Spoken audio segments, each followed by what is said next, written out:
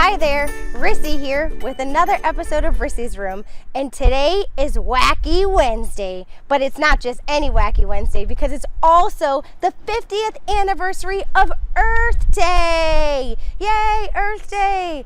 What are you going to do to help the Earth today? I know what I'm going to do. I'm going to read a book. It's called The Lorax by Dr. Seuss. And this book was specially requested by Lucia. Hi, Lucia. Lucia's dad is actually like a real-life Lorax. He's an environmental warrior. He works right here in Maryland, and what he does is exactly what the Lorax does. So thank you, Alex, for all of your work, and thank you everyone who works for the environment every single day, not just on Earth Day. We appreciate you, and we hope that today is a wonderful day for everyone. The Lorax. At the far end of town, where the grickle grass grows, and the wind smells slow and sour when it blows, and no birds ever sing, excepting old crows, is the street of the lifted Lorax. And deep in the grickle grass, some people say, if you look deep enough, you can still see today where the Lorax once stood, just as long as it could before somebody lifted the Lorax away. What was the Lorax, and why was it there, and why was it lifted and taken somewhere? From the far end of town where the grickle grass grows, the old Onceler still lives here. Ask him, he knows. You won't see the Onceler, don't knock at his door. He stays in his lurkum on top of his store. He lurks in his lurkum, cold under the roof, where he makes his own clothes out of muffered moof. And on special dank midnights in August he peeks out of the shutters, and sometimes he speaks and tells how the Lorax was lifted away. He'll tell you perhaps if you're willing to pay. On the end of a rope, he lets down a tin pail, and you have to toss in 15 cents and a nail and the shell of a great-great-great-grandfather's snail. Then he pulls up the pail, makes a most careful count to see if you've paid him the proper amount. Then he hides what you paid him away in his snub, his secret strange hole, and his grovulous glove. Then he grunts, I will call you by whisper my phone, for the secrets I tell you are for your ears alone. Slap! Down slups the whisper my phone to your ear, and the old Onceler's whispers are not very clear, since they have to come down through a snurgly hose, and he sounds as if he had smallish bees up his nose. Now I'll tell you, he says with his teeth sounding gray, how the Lorax got lifted and taken away. It all started way back, such a long, long time back. Way back in the days when the grass was still green, and the pond was still wet, and the clouds were still clean. And the song of the Swami Swans rang out in space. One morning I came to this glorious place, and I first saw the trees, the truffula trees, the bright-colored tufts of the truffula trees, mile after mile in the fresh morning breeze. And under the trees, I saw brown barbaloots frisking about in their barbaloot suits as they played in the shade and ate truffula fruits. From the rippleless pond came the comfortable sound of the humming fish humming while splashing around.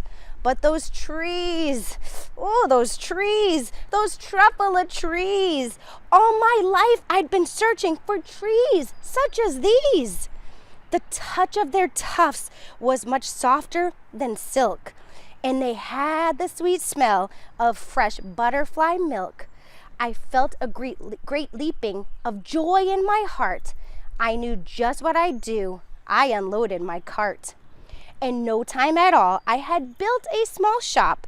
Then I chopped down a truffula tree with one chop. And with great skillful skill and with great speedy speed, I took the soft tuft and I knitted a thneed.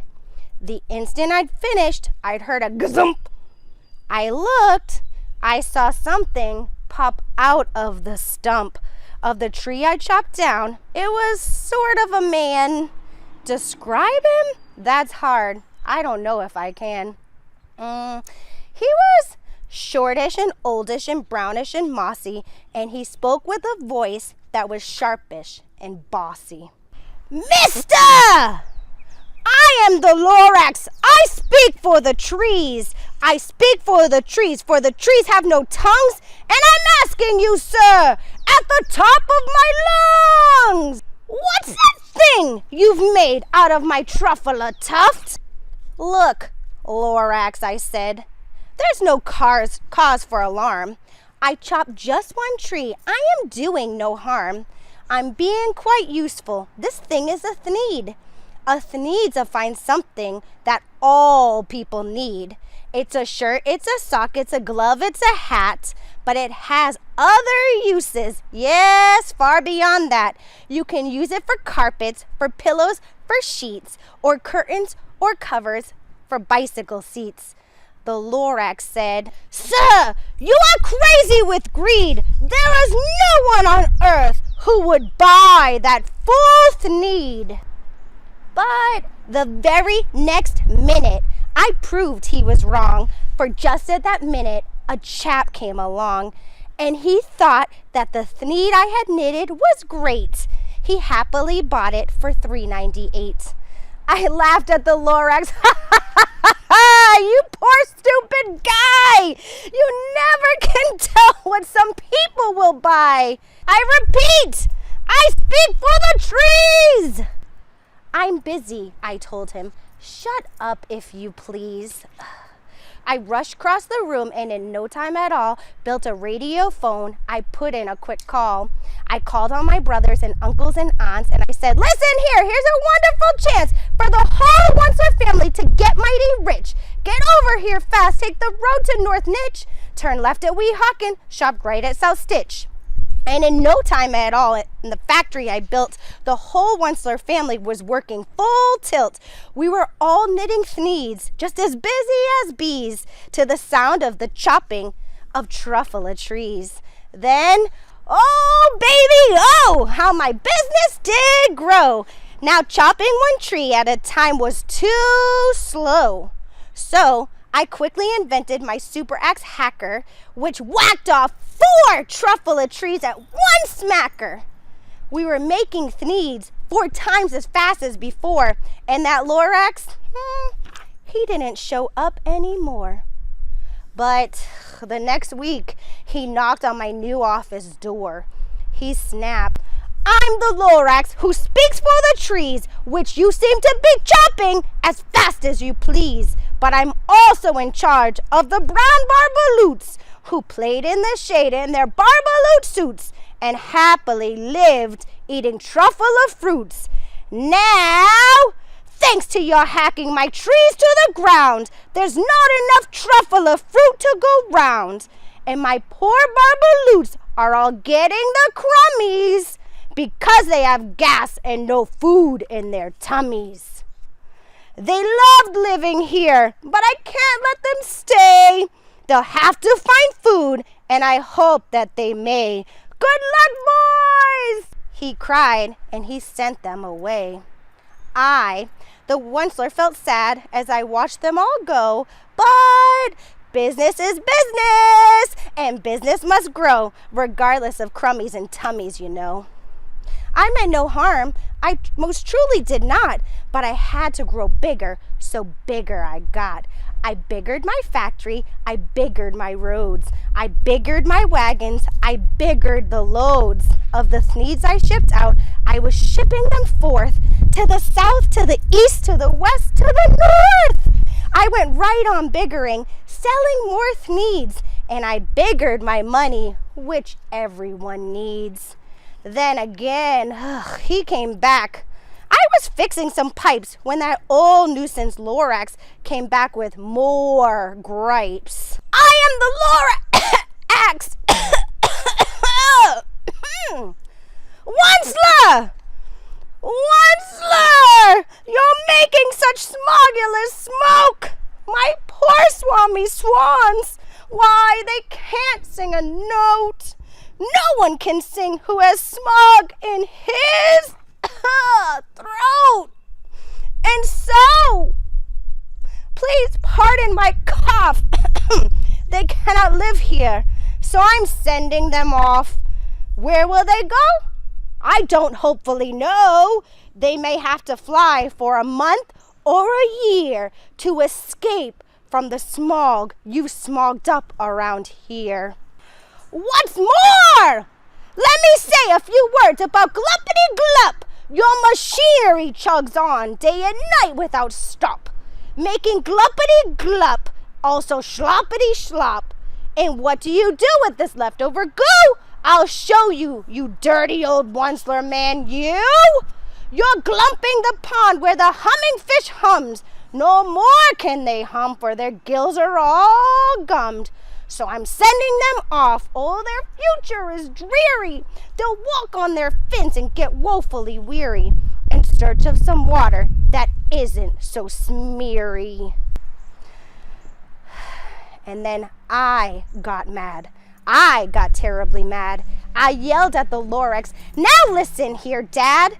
All you do is yap, yap, and say bad, bad, bad, bad. Well, I have my right, sir, and I'm telling you, I intend to go on doing just what I do. And for your information, you Lorax, I'm figuring on biggering and biggering and biggering and biggering, turning more truffula trees into thneeds, which everyone needs. And at that moment, we heard a loud whack. From outside in the fields came a sickening smack of an axe on a tree. Then we heard the tree fall, the very last truffula tree of them all. No more trees, no more thneeds, no more work to be done. So in no time, my uncles and aunts, everyone, all waved me goodbye. They jumped into my cars and drove away under the smoke-smuggered stars. Now all that was left neath the bad-smelling sky was my big empty factory, the Lorax, and I.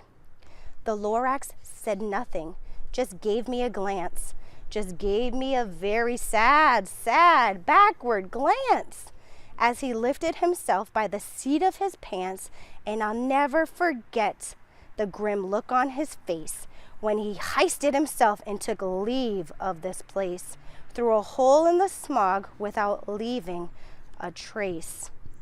And all that the Lorax left here in this mess was a small pile of rocks with the one word, unless. Whatever that meant, well, I couldn't guess. That was long, long ago, but each day since that day, I've sat here and worried away. Through the years, while my buildings have fallen apart, I've worried about it with all of my heart. But now, says the Onceler, now that you're here, the word of the Lorax seems perfectly clear. Unless someone like you cares a whole awful lot, nothing is going to get better. It's not. So, catch, calls the Onceler. He let something fall. It's a truffula seed. It's the last one of all. You're in charge of the last of the truffula seeds, and truffula trees are what everyone needs. Plant a new truffula, treat it with care, give it clean water, and feed it fresh air. Grow a forest, protect it from axes that hack. Then the Lorax and all of his friends may come back. Oh, on this Earth Day, I'm so happy to share this book with you because that little seed, that little truffula seed is now in your hands, and you get to decide whether or not you plant it or make something else wonderful with it. Maybe, if you're lucky, the Lorax will come back someday. Have a great Earth Day. Thank you.